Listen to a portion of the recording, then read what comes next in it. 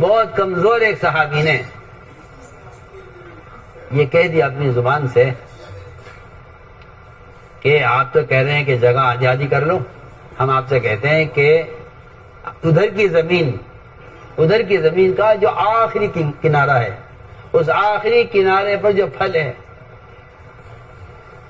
ہم اس پھل کو اپنے یہاں کی آخری زمین کے آخری درخت پر جو شہد کا چھتا لگا ہوا ہے اس کے ساتھ ملا کر کھائیں گے۔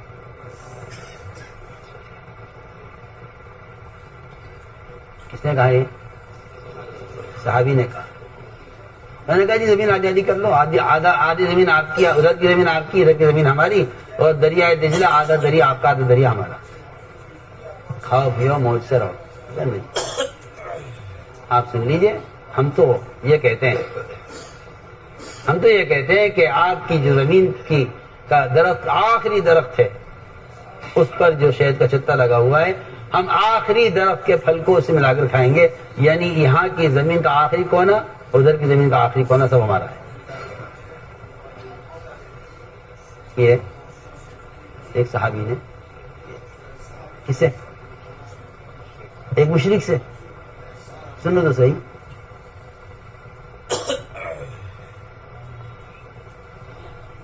اس بات کو مشرک نے جا کر دشمنوں میں نقل کر دیا کہ بھئی وہ تو یوں کہہ رہے ہیں۔ اتنی بات اس کی سننی تھی مشرک کی، سارا دشمن زمین چھوڑ کر بھاگ رہے ہیں، سامان چھوڑ کر بھاگ۔ بھئی کہا کیا ہوا؟ آپ کے آدمی نے ایسی بات کہی۔ حالانکہ سب نے صحابی سے نہیں سنا، ان صحابی سے تو ایک مشرک نے سنا ہے، اس ایک مشرک نے اس بات کو صرف نقل کیا ہے جا کر، سب بات۔ ایک بہت بڑا آدمی سے بھاگا نہیں جا رہا تھا، اس کو ایک صحابی نے پکڑا، بھئی کیا بات ہے، تم لوگ کیوں بھاگ رہے علاقہ چھوڑ کر؟ کیا بات ہے؟ رہو آرام سے کہ نہیں، میں نہیں رہا۔ تمہارے ایک آدمی نے ایک بات کہی ہے جس کی وجہ سے ہم سب ڈرے ہوئے ہیں، ہم سب جا رہے ہیں۔ واقعی کیا بات کی؟ کس نے کہی؟ کہ وہ تمہارے وہ ہے نا، وہ فلاں بڑا آدمی، انہوں نے بات کی۔ صاحب نے پکڑا، بھئی ایسا کیا کہہ دیا تم نے؟ کہ کیا میری تو کوئی بات ہی نہیں کسی۔ لوگوں نے کہا نہیں بتاؤ تسی کیا بات؟ تم نے کہا میں نے کسی سے کوئی بات ہی نہیں کی۔ سے بلایا کہ بھئی دیکھو یہ یوں کہہ رہے ہیں، تم نے یہ بات کہی ہے؟ وہ کہتے ہیں میں نے یہ بات، مجھے تو آپ میں تو پہلی مرتبہ سن رہا ہوں یہ بات، میں نے تو کوئی ایسی بات نہیں کہی کہ یہاں کا پھل یہاں کے شہر سے کھائیں گے لگا کر، میں نے یہ بات نہیں کی۔ روایت میں آتا ہے کہ ان صحابی کی زبان پر فرشتہ بولا تھا، اس فرشتے کی بات کے نقل کرنے میں بھی ایک مشرک کی بات میں اتنا اثر تھا، اس بات کو جو نقل کیا جا کے مشرک نے، آپ سوچیے جب مشرک کی بات سے اتنا اثر پڑا ہے تو پھر ایک مومن کی بات کا کیا اثر ہونا چاہیے۔ میں تو ایک مثال کر رہا ہوں، مگر ہماری سب کی کیا کہنا چاہیے، محرومی یہ ہے کہ میں اور آپ یہ کہہ کر بات ختم کر دیتے ہیں کہ وہ صحابی تھے، ہم صحابی نہیں ہیں۔ میں اللہ کی قسم کھا کر کہہ سکتا ہوں کہ اس امت کی مدد صحابہ کی وجہ سے نہیں تھی، اس امت کی مدد ان طریقوں ضابطے کی وجہ سے تھی جو ضابطے صحابہ نے اختیار کیے۔ آج اگر یہ امت وہ ضابطے اختیار کرے تو ایک مسلمان کی مدد 10 صحابہ کے بقدر ہوگی، ایک مسلمان کو اجر 50 صحابہ کے بقدر ملے گا، حدیث میں ہے، صحیح روایت ہے۔ مگر آپ نے تو نیا اسلام جاری کیا ہے نا، ایک نیا اسلام، آپ تو پڑھے لکھے ہیں، آپ کو اللہ نے علم دیا ہے، مگر آپ ماڈرن اسلام چاہتے ہیں۔ آپ سنت کے نہ داعی ہیں نہ آپ سنت کے احیا کرنے والے ہیں، آپ کو ایک ماڈرن اسلام چاہیے کہ جس سے سب خوش رہیں، آپ کو ایک ماڈرن اسلام چاہیے۔ آپ کو شرم آتی ہے اتباع سنت میں، اس میں شرم آنے کی وجہ یہ ہے کہ آپ کے دل میں یہود و نصارہ جڑیں پکڑ چکے ہیں، ایک پکی بات۔ تو میں نے عرض کیا کہ صحابہ سے آپ نے پوچھا ہے ایمان کسے کہتے ہیں؟ اس لیے آپ اگر غور کریں اس روایت پہ، جس میں ایک جماعت تشکیل کر کے لائے گئی آپ کے پاس، اور آپ صلی اللہ علیہ وسلم دور سے ان کو دیکھا، دور سے دیکھ کر آپ پہچان گئے کہ ایمان والے ہیں۔ دور سے دیکھ کر آپ پہچان گئے ایمان والے ہیں. نہ نام پوچھنے کی ضرورت ہے نہ مذہب پوچھنے کی ضرورت ہے, دور سے دیکھ کر پہچان لیا. اس لیے کہ مسلمان کو اپنا تعارف کرانے کی ضرورت نہیں ہے, مسلمان کو اپنا تعارف کرانے کی ضرورت نہیں ہے, مسلمان کو اپنا تعارف کرانے کی ضرورت نہیں ہے. جس طرح پولیس والا اپنے لباس سے تعارف کا محتاج نہیں, اس طرح مسلمان اپنے حلیے سے تعارف کا محتاج ہے.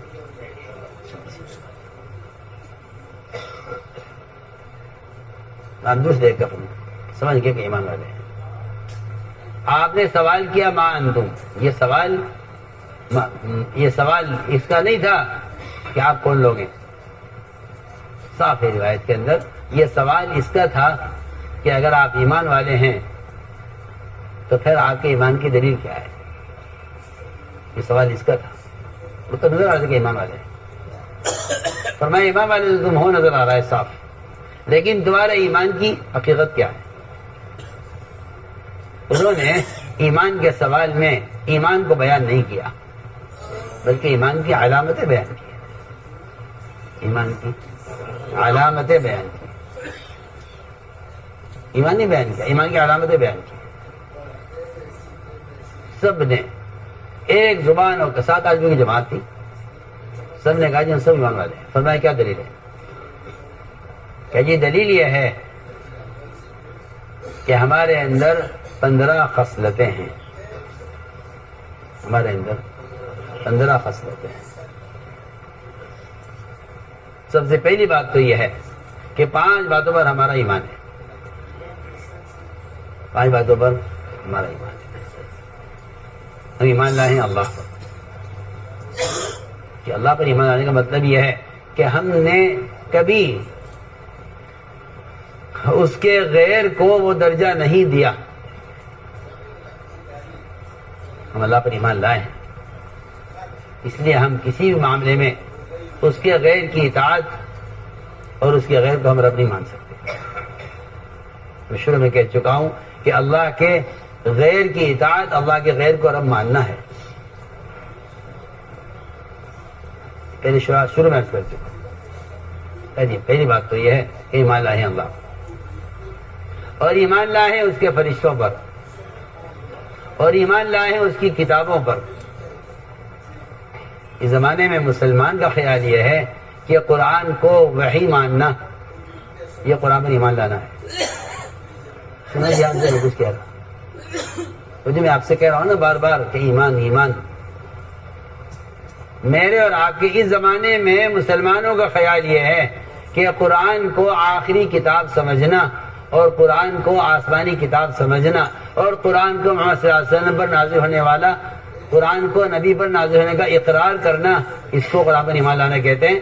حالانکہ اس سے قرآن پر ایمان لانا نہیں کہتے. میں کچھ کہنا چاہتا ہوں, میں شروع سے ایک بات عرض کر رہا آپ سے کہ میں اور آپ سب ایمان کے بارے میں بالکل غلط فہمی کا مبتلا ہے. ہم سمجھتے ہیں قرآن کو قرآن ماننا اور قرآن پر ایمان لانا ہے. میں کہتا ہوں یہ کافر کے لیے تھا کہ وہ قرآن کو قرآن مان لے, مومن کے لیے یہ بات نہیں ہے. مومن کے لیے یہ بات نہیں, آپ کا خیال غلط ہے. مومن کے لیے یہ بات نہیں ہے کہ وہ قرآن کو قرآن ماننے کو ایمان سمجھے, نہیں, بالکل نہیں. آپ اس دھوکے میں ہیں کہ میں اسے اللہ کی کتاب تسلیم کرتا ہوں, یہ میرا ایمان ہے, اس پر نہیں. میرے دوستو عزیزو, قرآن کو اللہ کی کتاب تسلیم کر لینا, اس پر تو کفار مکہ بھی پہنچے ہوئے تھے. سنو تو صحیح ایسا بولنا.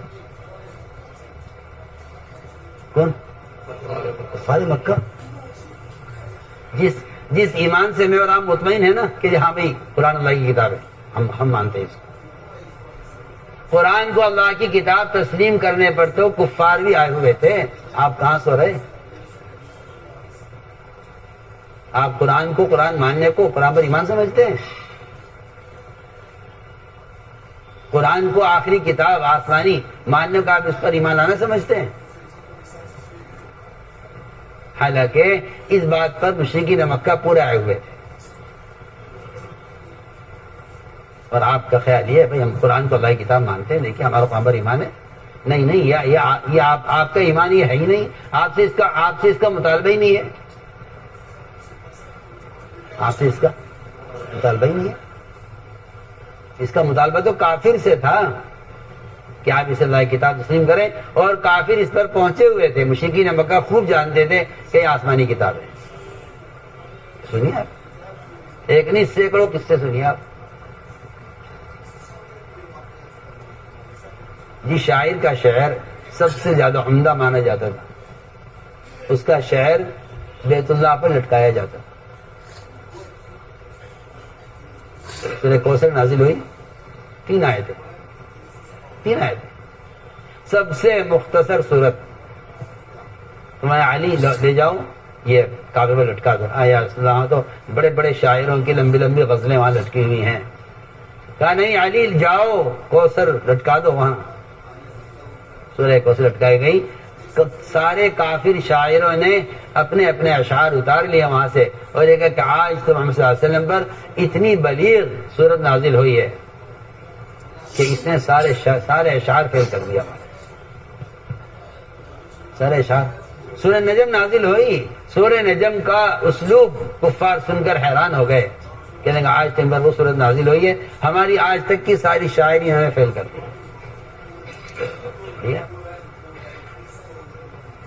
میں آپ سے پوچھتا ہوں کہ میرا ایمان اتنا ہے کہ ہاں یہ اللہ کی کتاب ہے، اور آپ کو معلوم ہونا چاہیے کہ کفار مکہ اس بات پر حسد کرتے تھے کہ یہ قرآن پر کیوں نازل کیا گیا ہے؟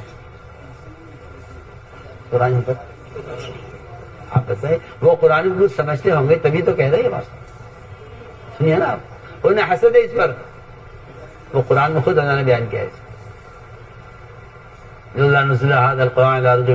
عظیم، کہ یہ قرآن اتنی عظیم کتاب ہے اور اتنی بڑی کتاب ہے اور اتنا بلیغ کلام ہے، یہ انہیں کیوں دیا گیا ہے؟ طائف مکے کی بستی کے کسی بڑے سردار کو دیا جاتا نا، ہم میں سے کسی کے پاس آتا ہی ہے، ان کو کیوں دیا گیا ہے؟